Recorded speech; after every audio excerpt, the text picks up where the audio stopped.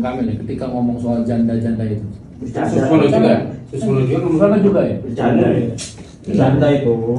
Nggak ada. Ini kalau begitu itu nggak pantas buat candaan.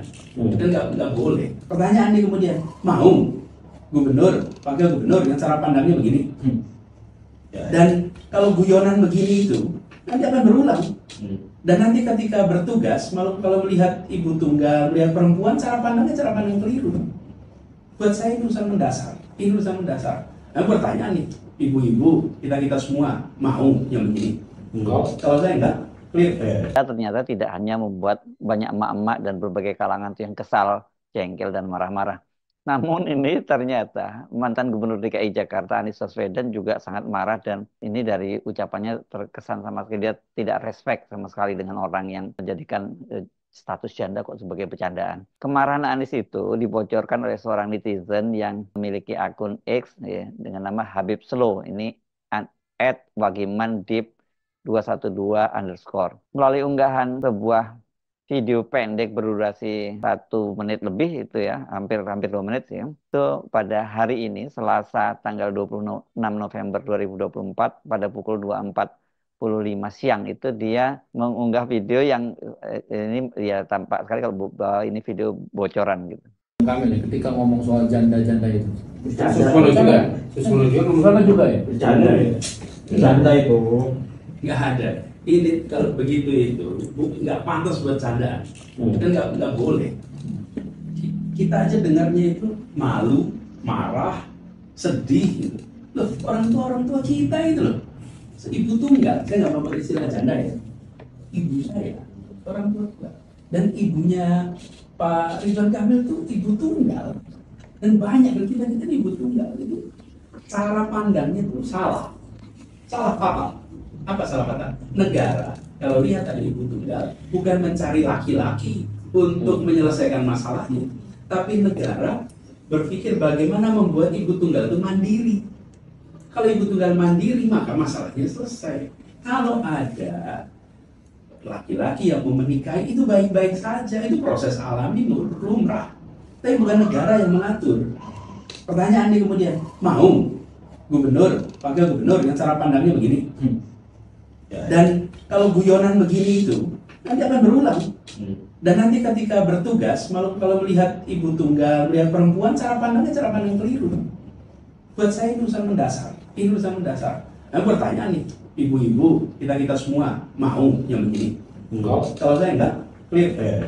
Saya coba cek ke beberapa timnya Anies dan juga orang-orang dekatnya Anies ini. Kapan ini peristiwanya terjadi, ini di mana dan dalam forum apa gitu. Kalau lihat video tadi kan diambil ini secara candid ya. Dan ini oleh seseorang yang duduk di bangku belakang. Karena tadi kita lihat dia mengambil foto itu dari belakang sebuah kursi, baru kemudian secara perlahan, tadinya hanya suara, kemudian secara perlahan itu terlihat wajah Anies. Tapi dari suaranya yang khas saja pun kita tahu itu adalah Anies, dan apalagi setelah lihat wajahnya Anies ya kita makin yakin ya bahwa itu memang suara dan pernyataan dari Anies. Jadi kalau lihat video tadi itu memang bukan pernyataan resmi dari Anies, hanya muncul itu dalam sebuah obrolan yang kemudian dibocorkan. Di mana obrolan itu berlangsung, katanya itu di salah satu markasnya Anies di kawasan Jalan Brawijaya, Jakarta Selatan. Juga katanya bukan forum resmi kok, itu hanya silaturahmi biasa gitu, ngobrol. Memang tadi kelihatannya suasananya informal yang berlangsung pada hari Jumat 22 November 2024.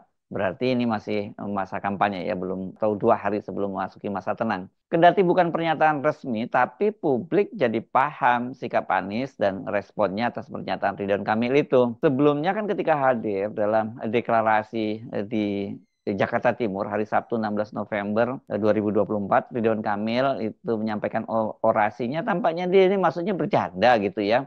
Tapi ini candanya dinilai kelewatan, tidak sensitif karena menggunakan janda sebagai objeknya. Nanti janda-janda akan disantuni oleh Pak Habibur Rahman. Akan diurus lahir batin oleh Bang Ali Lubis. Bang Ridwan. Akan diberi sembako oleh Bang Adnan. Ali Lubis masih bujangan nih. Amin. Dan kalau cocok akan dinikahi oleh Bang Rian. Tepuk tangan untuk wakil-wakil kita. Potongan video Ridwan Kamil yang yang menjadikan janda itu sebagai bercandaan itu menyebar luas di media sosial. Yang tadi itu saya ambil dari John Sitorus ya, itu dia juga mengunggah juga, tapi banyak media sosial lainnya juga yang mengunggah. Dan ini kemudian mengundang kemarahan banyak kalangan, terutama itu emak-emak, apalagi mereka yang statusnya bukan janda ya, seperti kayak yang disebut tadi sebagai orang tua tunggal gitu. Saya kira lebih halus menyebutnya gitu. Apalagi kalau mereka itu yang menyandang status janda itu ya pasti mereka merasa sangat diremehkan. Mantan Menteri Kelautan Susi Pujiastuti misalnya, dia langsung meresponnya itu. Kalau ini sih tapi dia responnya nggak seperti banyak ya, kalau Anda lihat di media sosial banyak sekali yang marah itu ya. Saya happy-happy saja kok jadi janda, katanya, lebih mandiri, nggak usah kerja ladeni siapa-siapa, bangga menjadi diri sendiri. Ayo mau ngomong apa? Setuju nggak mak-mak, kata dia. Wah, ini cuitan dari Susi Pujiastuti ini kemudian mendapat banyak respon, banyak dukungan dari netizen. Itu bukan hanya mak-mak loh, tapi banyak juga pria yang tidak setuju dengan cara Ridwan Kamil bercanda. Yang ini dianggap melecehkan janda dan ini bercandaan yang nggak berkelas lah. Dan kalau saya amati dalam perbincangan dengan saya, Bung Rocky Gerung termasuk yang sangat marah ini, dan dia mengecam keras pernyataan Emil.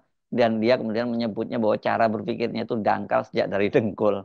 Wow, merendahkan perempuan. Itulah kedunguan tertinggi dalam politik. Bagaimana mungkin pasangan ini, Ridwan Kamil dan Suswono, ingin memimpin Jakarta yang adalah metropolis, lalu datang dengan narasi yang sangat misoginis. Ini coba saya terangkan dulu arti misoginis. Misoginis artinya membenci perempuan itu atau merendahkan perempuan. Kata itu menunjukkan bahwa peradaban tidak mungkin tumbuh kalau sebagian dari umat manusia yang kelaminnya laki-laki menganggap remeh yang kelamin perempuan. Saya melihat itu sebagai semacam olok-olok yang dungu itu, dan kedunguan itulah yang pasti akan jadi alasan untuk mengabaikan dua makhluk ini untuk menduduki jabatan tertinggi di DKI. Kan ini kota metropolitan di mana semua bangsa itu menumbuhkan semacam share value, share ideas yang demokratis, yang feminis, yang gender equality. Jadi kelihatannya dua pasangan ini do not speak gender equality, do not speak feminism. Semua hal yang baik dalam demokrasi hari-hari ini diukurkan pada apakah Anda do you speak feminism, do you speak gender equality. Jadi sebetulnya bagaimana mungkin kita percaya pada pemimpin yang mampu untuk merawat negeri ini supaya masuk dalam peradaban kosmopolitan itu. Jadi itu penanda pertama bahwa Ridwan Kamil dan pasangannya sungguh tidak paham apa yang disebut sebagai penghargaan terhadap citizen itu. Jadi dianggap bahwa perempuan itu bisa diberi label apapun, tetapi tetap di dalam kedudukan yang subordinat, yang bisa direndahkan dengan macam-macam kalimat yang saya nggak mau ulang itu. Nah itu satu pelajaran bagi kita kalau nggak mampu untuk memahami konsep-konsep baru dalam demokrasi, soal environment, soal gender, soal feminism. Itu sebaiknya jangan berupaya untuk memaksakan diri, dari kemampuannya sangat terbatas.